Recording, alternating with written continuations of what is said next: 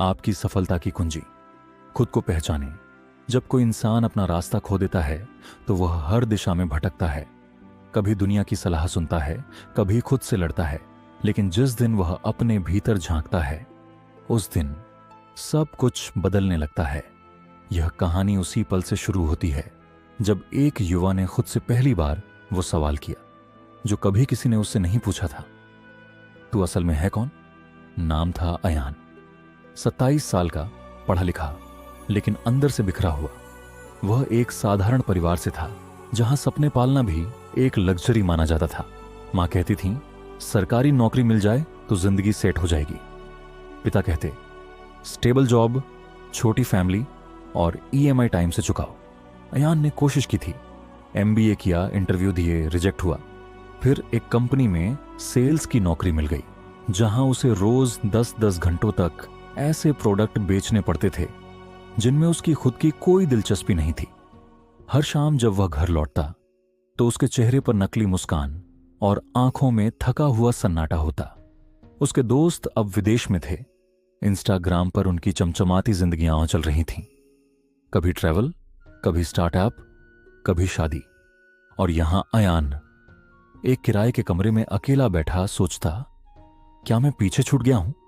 लेकिन इस कहानी की सबसे खास बात यही है कि कोई भी इंसान कभी पीछे नहीं छूटता जब तक वह खुद को पहचान न ले। एक दिन अयान को एक पुराना दोस्त मिला, समीर। स्कूल का टॉपर, अब एक मोटिवेशनल स्पीकर। टीवी में आता था, किताबें लिखता था, सेमिनार्स लेता था। अयान उसे देखकर खुश होने की कोशिश कर रहा था, पर भीतर जल रहा था। समीर ने एक सवाल पूछा, क्या कर रहे हो आजकल? और अयान का जवाब वही था, बस जिंदगी चल रही है। समीर ने मुस्कुराकर कहा, जिंदगी चल नहीं रही है तो उसे घसीट रहा है। यह बात सीधी दिल में लगी। रात को अयान सो नहीं पाया। उसने अपना लैपटॉप खोला और पुराने स्कूल के फोटोज देखने लगा। वह हंसता था, गाता था, कहानियां लिखता था, नाटक करता था, और अब सिर्फ चुप्पी थी, जैसे उसकी आवाज कहीं खो गई थी। और वहीं से उसकी यात्रा शुरू हुई। उसने एक डायरी निकाली, 5 साल बाद पहली बार, और पहला वाक्य लिखा, मैं कौन हूं? यह कोई आसान सवाल नहीं था, लेकिन उसने रोज 10 मिनट खुद को दिया, सिर्फ सोचने, सिर्फ महसूस करने के लिए। पहले हफ्ते वह बस चुप बैठा रहता, फिर धीरे धीरे उसके भीतर की आवाज लौटने लगी।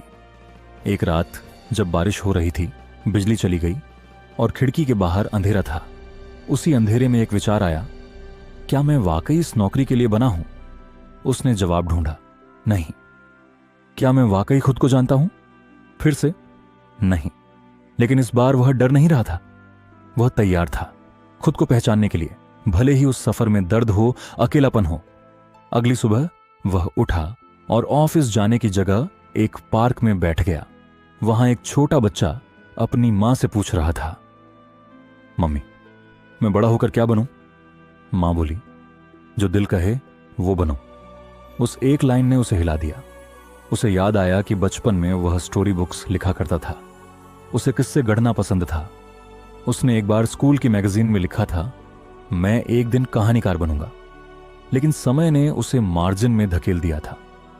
उसने उसी दिन एक पुराना ब्लॉग रीस्टार्ट किया, मैं फिर से लिखूंगा, चाहे कोई पढ़े या ना पढ़े। शुरुआत में सिर्फ 3 लोग पढ़ते थे, वह खुद, उसकी मां और उसका एक पुराना दोस्त। लेकिन वह नहीं रुका।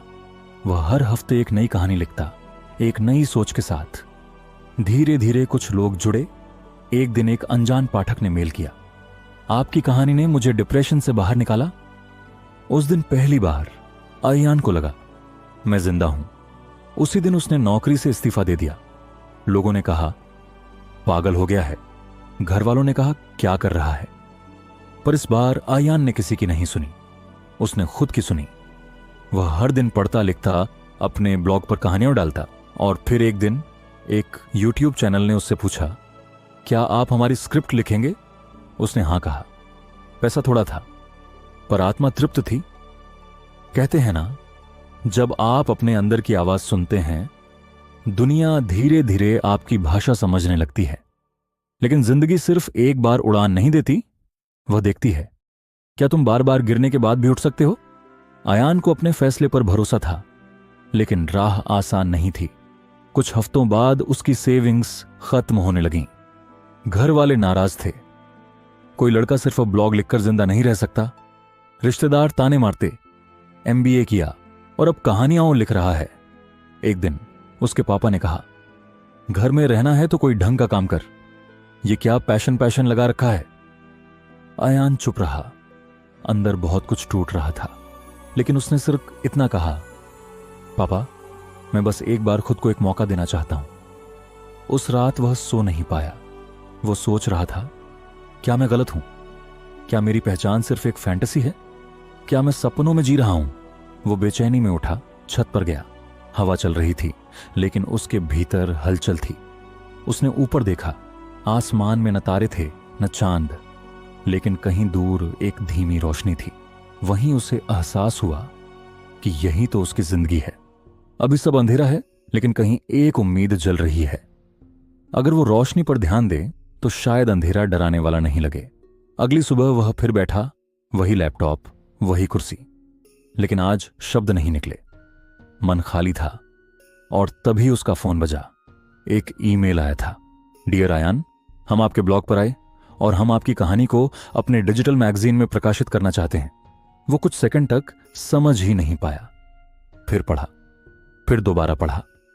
वो चिल्लाया नहीं, भागा नहीं, बस उसकी आंखों में पानी आ गया। पहली बार किसी ने उसकी आवाज को सुना था।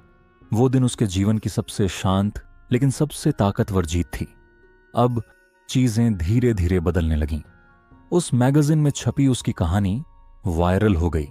इंस्टाग्राम पर लोगों ने उसे टैग करना शुरू किया। युवाओं ने लिखा, भाई आपकी कहानी में अपना अक्स दिखा। एक कॉलेज से कॉल आया, क्या आप हमारे स्टूडेंट्स के लिए सेशन लेंगे? टॉपिक होगा खुद को कैसे पहचाने। अयान हंसा। वो जो कभी खुद को ढूंढ रहा था, आज दूसरों को रास्ता दिखा रहा था। लेकिन यह सिर्फ कहानी का अच्छा पहलू था, क्योंकि संघर्ष अभी भी था। जब वह सेशन लेने गया तो स्टेज पर खड़ा होकर उसकी आवाज कांपने लगी। सामने 200 लोग बैठे थे, जिनमें से कई उसके जैसे ही भटके हुए युवा थे। उसे लगा, क्या मैं इन्हें कुछ देने लायक हूं? उसने माइक उठाया और कुछ सेकंड चुप रहा। फिर उसने कहा, मैं कोई एक्सपर्ट नहीं हूं। मैं बस एक ऐसा इंसान हूं जो खुद से मिल रहा है। और उस सफर में मुझे जितनी चोट लगी है, उतना सच्चा जीवन कभी किसी किताब में नहीं मिला। अगर मेरी गलतियां आपके काम आ सकें तो शायद मेरी पहचान सार्थक हो जाए। हॉल में सन्नाटा था। फिर तालियां बजीं। उस दिन से अयान का सफर सिर्फ अपने लिए नहीं रहा। अब वो उन हजारों लोगों के लिए जी रहा था जो खुद को पहचानने के लिए संघर्ष कर रहे थे। हर रात जब वह अपनी डायरी लिखता तो एक सवाल खुद से जरूर पूछता, क्या आज मैंने किसी की पहचान में थोड़ी रोशनी लाई? वक्त के साथ उसने एक यूट्यूब चैनल शुरू किया, खुद को जानो। वहां वह हर हफ्ते एक कहानी सुनाता, असफलता की, आत्मखोज की, बदलाव की। उसकी आवाज सीधी दिल से निकलती थी। लोग कहते, आपका हर शब्द ऐसा लगता है जैसे हमारी ही कहानी है। फिर एक दिन एक बड़ा वीडियो प्लेटफॉर्म उसे बुलाता है, हम एक सीरीज बनाना चाहते हैं, finding yourself with Ayaan. Ayaan अब वही कर रहा था जो वो 10 साल पहले सिर्फ सोचता था। कहानी सुना रहा था, जिंदगी बदल रहा था। पर अंदर एक सवाल अब भी था, क्या अब मैं खुद को पूरी तरह जान गया हूं? उसका जवाब था, नहीं। लेकिन अब मैं रुकने वाला नहीं हूं, क्योंकि आत्मखोज कोई गंतव्य नहीं, यह एक यात्रा है। और इस यात्रा में सबसे बड़ा साथ होता है खुद की आवाज। जब जिंदगी लगती है कि अब पटरी पर आ गई है, तभी वो एक नया मोड़ लेती है, एक परीक्षा लेकर। आयान के साथ भी यही हुआ। उसका चैनल अब बड़ा हो चुका था, हजारों सब्सक्राइबर्स थे, कमाई भी अच्छी हो रही थी, कई संस्थाएं उसे बुला रही थीं। लेकिन एक दिन उसे एक कॉल आया अस्पताल से। उसकी मां को अचानक ब्रेन हेमरेज हुआ था। वो दौड़कर पहुंचा। डॉक्टर ने कहा, स्थिति गंभीर है। उस एक पल में जब आईसीयू के बाहर वह बैठा था, न पैसा काम आया, न पहचान, न फॉलोअर्स। बस आंखें बंद कर खुद से पूछ रहा था, अगर आज मां चली गई तो क्या मैं उन्हें बता पाया कि मैं खुश हूं, कि मैंने खुद को पा लिया है? अंदर आईसीयू में मां की सांसें मशीन पर थीं। और बाहर अयान की आत्मा सवालों से भरी हुई। उसे याद आया कि मां ही थी जिसने सबसे पहले उसकी पहली कहानी पढ़ी थी। जब वह स्कूल में एक कविता लिखकर लाया था तो मां ने अपने दोस्तों को पढ़ाई थी, मेरा बेटा लेखक बनेगा। लेकिन वक्त के साथ मां भी डर गई थी। कहानी लिखकर पेट थोड़ी भरेगा। अयान की आंखों में आंसू थे। उसने दिल में मां से कहा, मां, मैंने वही किया जो आप चाहती थी। मैं वो बना जो मैं हूं। वो रात बहुत लंबी थी और सुबह जब सूरज उगा तो मां की आंखें भी खुलीं। धीरे धीरे उनकी तबीयत ठीक होने लगी। मां ने सबसे पहला सवाल पूछा, तेरे चैनल का नया वीडियो कब आ रहा है? अयान हंसा और रोया साथ साथ। अब उसे समझ में आया मां की दुआ क्या होती है। मां के ठीक होने के बाद अयान ने अपने चैनल पर एक वीडियो डाला जिसने मुझे कभी खुद से नहीं कटने दिया, मेरी मां। वो वीडियो वायरल हो गया क्योंकि उसमें कहानी नहीं थी, वहां सच्चाई थी। लोगों ने कमेंट किया, यह कहानी मेरी भी है। उस दिन अयान को समझ में आया कि उसकी सबसे बड़ी ताकत उसका सच है। वो अब दूसरों को सलाह नहीं देता था, वो बस अपना अनुभव साझा करता था। लोगों ने उसमें अपनी झलक देखी। कुछ महीने बाद एक कॉलेज गर्ल ने उसे ईमेल किया, सर, मैं खुद को बहुत कम समझती थी, पर आपकी कहानी ने मुझे यह समझाया कि जो मैं हूं वही सबसे खास है। अब मैं खुद से लड़ना बंद कर रही हूं और खुद को अपनाने लगी हूं। उस दिन अयान ने अपनी डायरी में लिखा, मैं सफल तब नहीं हूं जब लोग मुझे जानते हैं। मैं सफल तब हूं जब मैं खुद को पूरी तरह समझता हूं और स्वीकार करता हूं। वो अब वीडियो नहीं बना रहा था, वो लोगों के अंदर रोशनी जगा रहा था। और इस पूरी यात्रा में उसने एक चीज सीखी, खुद की पहचान सबसे बड़ी पूंजी है। आज अयान जहां है वहां पहुंचने के लिए उसे कोई जादू की छड़ी नहीं मिली।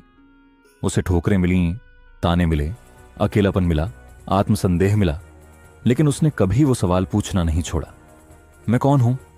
हर किसी की कहानी अलग होती है, लेकिन सवाल एक ही होता है, आप जो भी हो, एक स्टूडेंट, एक वर्किंग प्रोफेशनल, एक मां, एक स्ट्रगलिंग आर्टिस्ट, आप सबकी अपनी पहचान है। कोई और आपको परिभाषित नहीं कर सकता जब तक आप खुद को न समझें। इस कहानी के अंत में बस यही कहना है, अगर दुनिया कहे कि तुम कुछ नहीं कर सकते तो उनसे पहले खुद से पूछो, क्या मैं वाकई जानता हूं कि मैं कौन हूं? और जब जवाब हां हो जाए तो दुनिया को बताने की जरूरत नहीं पड़ेगी, आपकी जिंदगी ही खुद बोलने लगेगी। अगर यह कहानी आपके दिल को छू गई हो तो इसे अपने दोस्तों और परिवार के साथ जरूर शेयर करें।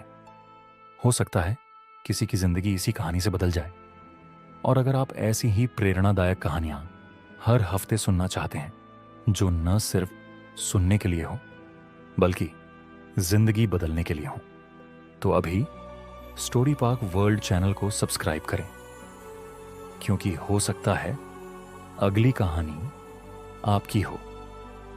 मिलते हैं अगली वीडियो में एक नई सोच, एक नई पहचान और एक नई प्रेरणा के साथ। धन्यवाद।